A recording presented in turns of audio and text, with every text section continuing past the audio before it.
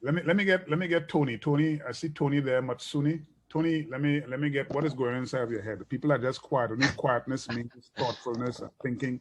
Hi, Tony, Andy, and everybody else. Thank you. I came in a little bit late on this, but the much that I could catch, there's a scripture that jumped out of me when you talked about uh, doing little things and approaching this incrementally. Immediately, I thought of the scripture that says, faith like the size of a mustard seed.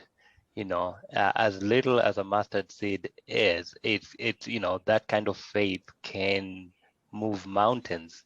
And so that really connected well with what you said. It's the little incremental daily things that add up to the sum of the bigger picture. And it motivates me because now I don't feel like I have to do this grand thing, but I have to focus and be excellent at the little daily things that I know to do better now. So I appreciate that.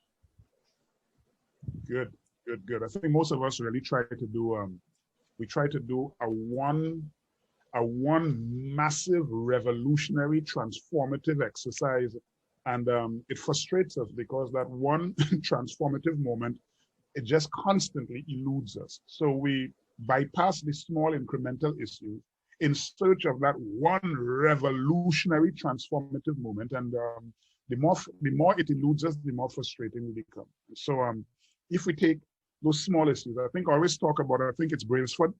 There was an English cycling coach who was brought in to revise the operations of the English cycling team. They could not win anything. I mean, every Olympic they go to, they walk away with nothing.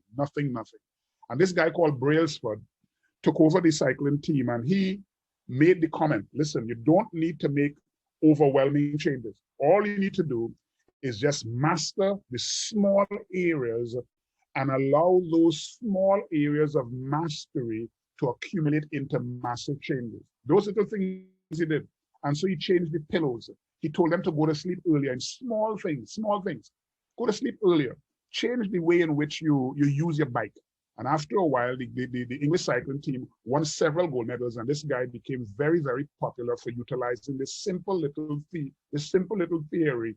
Don't try to make overwhelming, enormous changes that are revolutionary in nature. In your search for the revolutionary, you could be missing the incremental. Start with the incremental and allow the incremental to grow and accumulate to revolutionary. And that's the point there. So good interjection there, Tony. Anyone else? Let's get a couple more people who could just jump in. This is a very quiet crowd this afternoon. I found it to be rather quiet. People are either not paying attention or they're just too deep in thought. I want to believe it's the former, not the latter. Maybe Andy, while we're waiting, and I probably might ask Kelvin or anybody here who has a community, because we know we've got leaders here with their various communities, but again, I'll speak from a personal position. And that this is real in the context of the level of interaction that we have here at Leadershift and the other global platforms. And then when you come down to the Cyrus community, which is my community that we interact with, and the people down here in Kenya, that so many times people who know both platforms, when we have a conversation, get kind of confused because they expect me to bring what's being discussed here to that platform.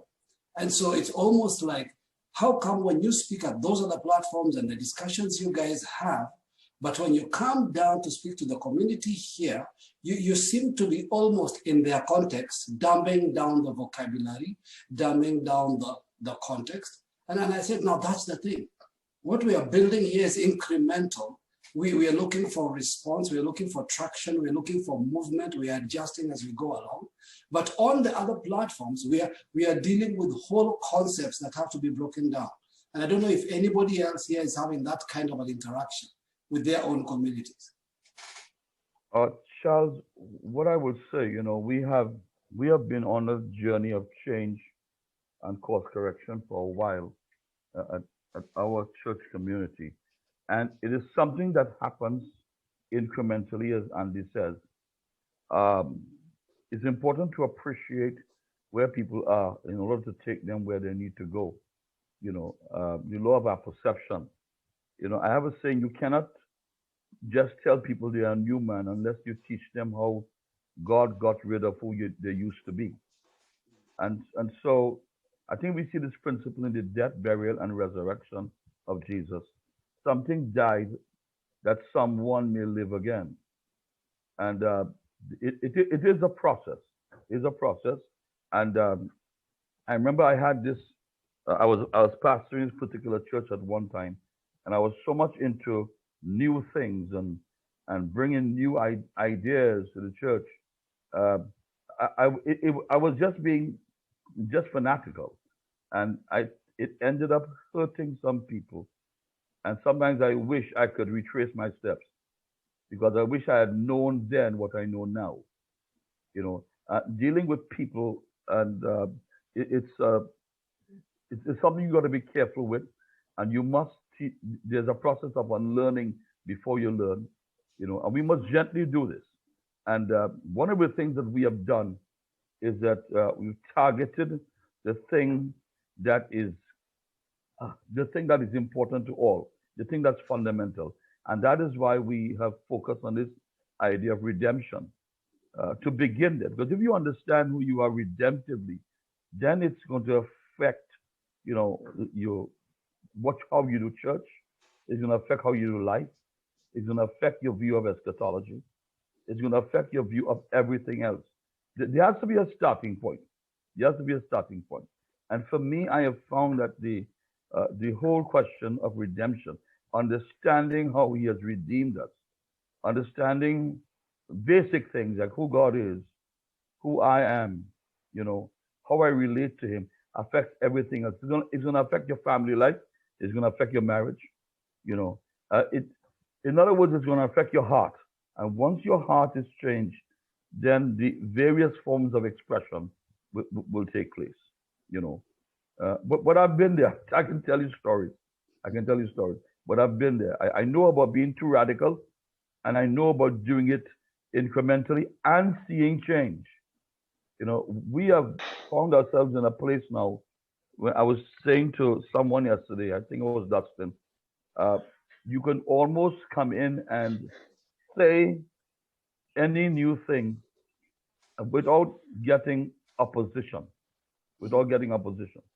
I'm not saying that we will understand everything you say, but in other words, people will think, they will accommodate, they will engage, they will seek to interact, because they know that there isn't a full stop on what God has said, that He's continuing to speak. And with that attitude, you're open to change and you're open to growth.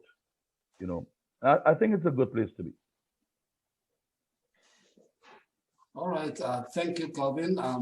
Since we seem to be quite, though I've gotten a lot of inquiries for tonight's recording, and Andy, your notes, so I think people are contemplating, thinking, reasoning through. So we will make sure that it is sent out